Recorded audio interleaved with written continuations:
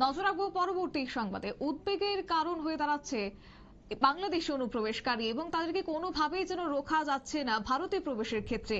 আরো একবার ধরা পড়েছে বাংলাদেশি নাগরিক। উদয়পুর রেল স্টেশনে 4 মহিলা সহ এক পুরুষ বাংলাদেশিকে গ্রেপ্তার করেছে পুলিশ এবং জানা গেছে তাদের কাছ থেকে পশ্চিমবঙ্গের নকল আধার কার্ড কাঞ্চনজঙ্ঘা এক্সপ্রেস দিয়ে তারা যাচ্ছিলেন শিয়ালদার।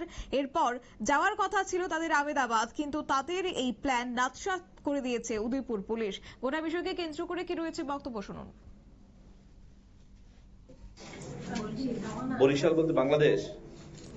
আচ্ছা, কিভাবে আইলেন উদয়পুর রেল স্টেশনে? রাস্তায় মানে কে আছে আপনার? কোন পথে বাংলাদেশ থেকে কোন পথে আপনি ঢুকছেন ত্রিপুরাতে? চিনেন না? কার মাধ্যমে ঢুকছেন?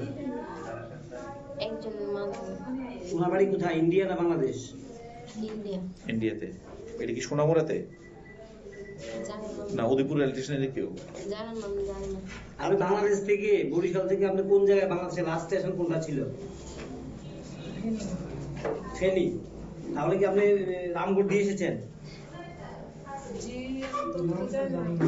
নাম জানি না, কিন্তু ফেনী দিয়ে, ফেনীতে লাস্ট মেন রোডে নামাই দিয়ে নিচে থেকে 5 মিনিট হাঁটা লাগছে।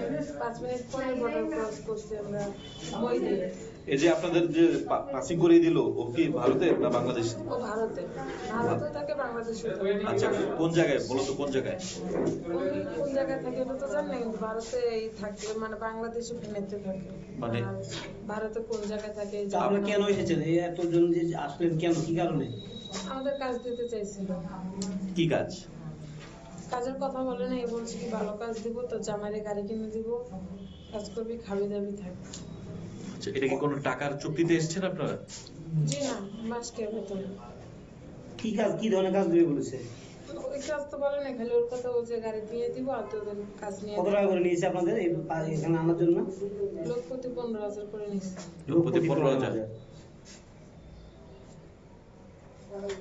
টাকাটা কি আগে দিয়ে দিয়েছিলেন আপনারা? জি, টাকা আসার আগে? কতজন এসেছেন আপনারা? 5 জন। 5 জন। 5 জনে কি 15,000 করে দিয়েছেন? কি নাম আপনার? আমার নাম লিপি। হ্যাঁ, লিপি আক্তার। লিপি আক্তার। তারা কি হয় সবাই সম্পর্ক?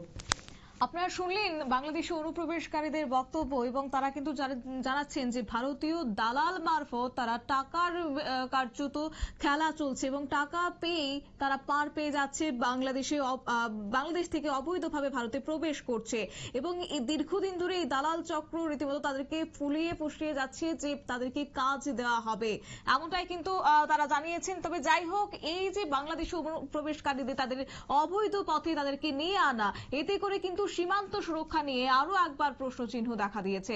নিয়ে নিচ্ছে ছোট্ট একটি বিজ্ঞাপন বিরতির সঙ্গে থাকুন।